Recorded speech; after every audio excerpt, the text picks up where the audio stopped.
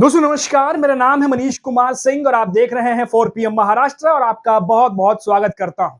दोस्तों पिछले कुछ दिनों से लगातार देश की नजरें अहमदाबाद में हुए दुखद विमान हादसे पर थी, तो वहीं दूसरी तरफ महाराष्ट्र में एक बड़ी मीटिंग हो गई। जी हां दोस्तों, महाराष्ट्र के बांद्रा स्थित एक बड़े होटल में बड़े दो दिग्गज बड़े नेताओं के बीच में मीटिंग हुई है, जिसके बाद महाराष्ट्र में सियासी हलचल बढ़ी हुई दिख रही है। महाराष्ट्र के सीएम देवेंद्र फडणवीस और मनसे प्रमुख राज ठाकरे, इन दोनों के बीच में ये जो 1.5 घंटे की मुलाकात हुई है, उसको लेकर के महाराष्ट्र में इस समय पारा चढ़ा हुआ है। और ये मुलाकात ऐसे समय में हुई है जब राज ठाकरे और उद्धव ठाकरे के एक होने की बात लगातार कही जा रही थी।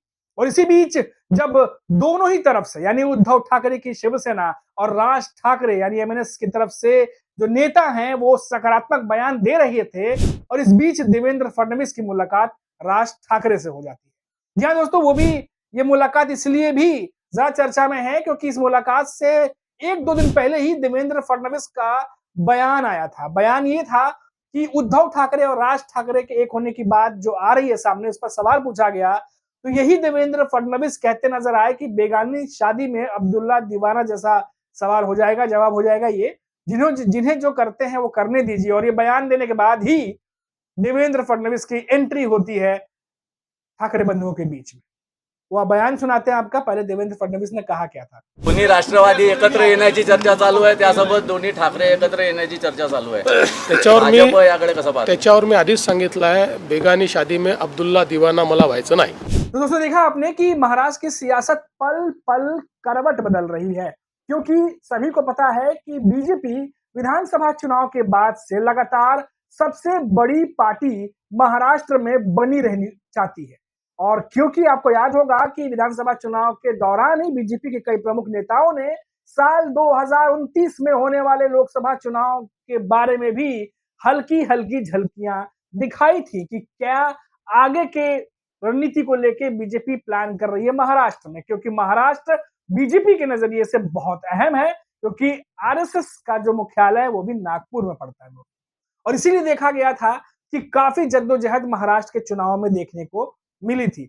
अब क्योंकि विधानसभा चुनाव में बीजेपी बढ़त के साथ लौटी है, हालांकि बहुत सारे बहसबाजी इस पर होती रहती है, बहुत बार विपक्ष आरोप लगाता है ईवीएम को लेकर के, बहुत सारी बातें होती है, लेकिन कुल मिलाकर यह है कि बीजेपी अब यहां से जो आगे की यात्रा है वो हमेशा एक बड़ी पार्टी के तौर पर ही करना चाहती है। और इस बात का अंदाजा सिर्फ विपक्षी पार्टी के नेताओं को नहीं बल्कि सहयोगी पार्टियों को भी है, यानी कि एकनाथ शिंदे की शिवसेना और अजित पवार की एनसीपी दोनों ये बात जानते हैं कि बीजेपी अब हर मामले पर उनसे बढ़त लेना चाहेगी। और शायद यही वजह है कि पिछले कुछ दिनों से एकनाथ शिंदे के जो नेता हैं उनके कुछ बयान भी आए हैं, जिसमें निकाय चुनाव जो होने वाले हैं उसको लेकर के एक तरीके से बयान से ये इशारा करने की कोशिश की गई है कि ज्यादा सीटों पर वो चुनाव लड़ेंगे, महापौर के पद पर भी अपना हक जता सकते हैं।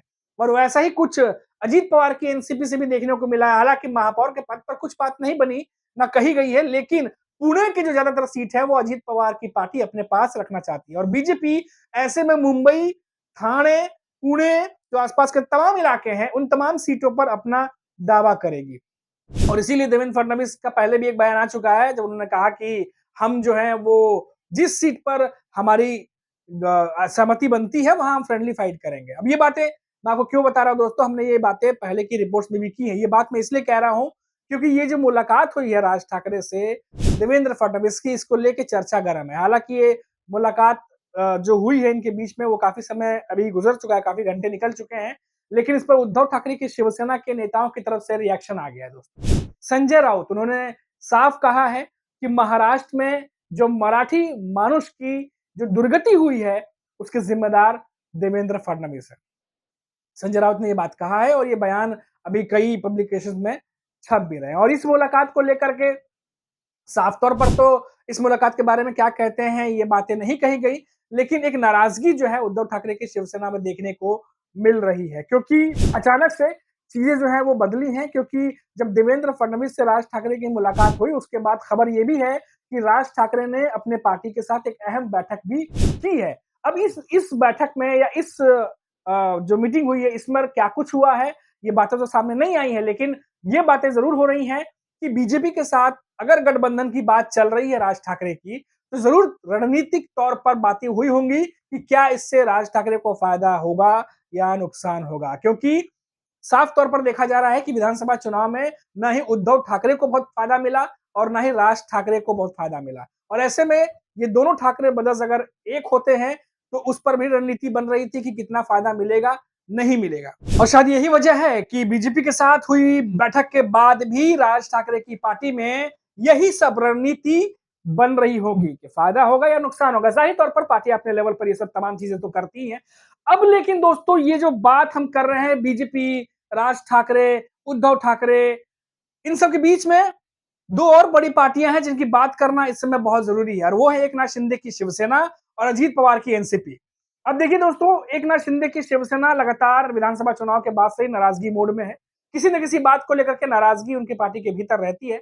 और अब ऐसे में एकनाथ शिंदे की जो शिवसेना है, जिसे वो खुद कहते हैं कि यही असली शिवसेना है, क्योंकि अभी भी वो उद्धव ठाकरे अपनी पार्टी को बताते हैं, एकनाथ शिंदे अपनी पार्टी को बताते हैं। और ऐसे में क्योंकि निकाय चुनाव, बीएमसी चुनाव में हमेशा से शिवसेना भारी रही है और हमेशा अग्रणी भूमिका में रही है, तो ऐसे में एकनाथ शिंदे जो है बिल्कुल वैसा ही चाहेंगे जैसा पहले होता रहा है। और इसीलिए उनके नेता जो महापौर का पद हो या जिस तरीके से जो निकाय चुनाव है उनको लेकर जो दावे कर रहे हैं, क्योंकि लोकसभा चुनाव की बात और थी, वो अलग लेवल पे लड़ा गया था। विधानसभा चुनाव में देखा आपने कि पूरे जोर शोर लगाया गया था कि ज्यादातर मंत्रालय और मंत्री पद लिया जाए। लेकिन अब इसके बाद निकाय चुनाव में भी जो है वही पुरजोर कोशिश देखने को मिलेगी। इसीलिए ऐसा लग रहा है कि इस बार पार्टियां अलग अलग कई सीटों पर लड़ सकती हैं, क्योंकि सीट शेयरिंग को लेकर के फिर से जो है इस बार घमासान होने वाला है, जैसे फ्रेंडली फाइट का नाम देवेंद्र फडणवीस पहले भी दे रहे थे। तो अब ऐसे में क्योंकि राज ठाकरे, उद्धव ठाकरे अगर साथ आते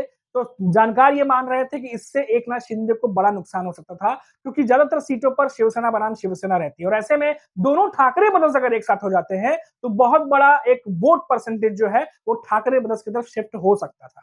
लेकिन अभी तक ऐसा कुछ हुआ नहीं है, इसलिए उस बारे में सोच नहीं सकते। लेकिन जानकारी के मुताबिक, जो जानकारी आ रही है, जो जानकार कह रहे हैं उसके मुताबिक अगर ठाकरे ब्रदर्स एक होते तो बीजेपी और एकनाथ शिंदे को जरूर निश्चित तौर पर कुछ सीटों पर नुकसान उठाना पड़ सकता था। अब वही बात अगर आप देखिए, आज एक खबर और आई है कि अजीत पवार की एनसीपी और शरद पवार की एनसीपी क्या एकजुट होगी। अब शरद पवार का एक बयान आया है दोस्तों, थोड़ा सा उसके बारे में आपको बता देता हूं कि शरद पवार ने कहा है कि बीजेपी के साथ छोड़कर किसी और पार्टी के साथ वो गठबंधन कर लेंगे, लेकिन बीजेपी के साथ नहीं करेंगे। अब इस पर उद्धव ठाकरे की शिवसेना की प्रतिक्रिया भी आई। उन्होंने कहा कि शरद पवार बहुत सीनियर नेता हैं, अगर वो ऐसा कह रहे होंगे तो कुछ सोच के ही कह रहे होंगे। तो उनकी भी अपनी एक सहमति बनी हुई है। लेकिन किसी और अगर बीजेपी के साथ नहीं तो क्या अजीत पवार की एनसीपी के साथ जाएंगे, जैसे कि अटकलें चल रही हैं। तो ये जो आने वाले महीने हैं, ये अगला महीना जुलाई का महीना, इसमें बहुत कुछ आपको देखने को मिलने वाला है। महाराष्ट्र की सियासत में बहुत सारे तोड़ मरोड़ देखने को मिलेंगे, क्योंकि ये जो जून जुलाई का जो महीना है इसमें बहुत सारी चीजें साफ हो जाएंगी कि आने वाले समय में कौन से समीकरण साथ चलेंगे, कौन सी पार्टियों के बीच मतभेद रहेंगे और कौन सी पार्टियां मतभेद बुला के एक साथ आएंगी। क्योंकि महाराष्ट्र के नजरिए से, खासतौर से उद्धव ठाकरे की शिवसेना, राज ठाकरे, शरद पवार की एनसीपी के नजरिए से ये निकाय चुनाव बहुत ज्यादा जीतना जरूरी है। वहीं दूसरी तरफ बीजेपी ये कोशिश करेगी कि लोकसभा विधानसभा के बाद अब जो बढ़त मिली हुई है उन्हें विधानसभा चुनाव के बाद, इसे वो आगे भी बरकरार रखें, जिससे आने वाले चुनाव जो 2029 में है उसको लेकर के आगे की जो मार्ग है उसको प्रशस्त किया जा सके। तो ये तमाम चीजें जो है वो यहाँ पर असमंजस की स्थिति बनी हुई है। और इसीलिए कहा जा रहा है कि जोड़ तोड़ की राजनीति, तोड़ फोड़ की राजनीति और जो भी साम दान दंड भेद चलता है वो सब कुछ आने वाले दिनों में देखने को मिल सकता है। अभी के लिए इतना ही। आप देखते रहिए 4 PM महाराष्ट्र। लौटेंगे तो बात करेंगे किसी और बड़ी खबर पर। नमस्कार।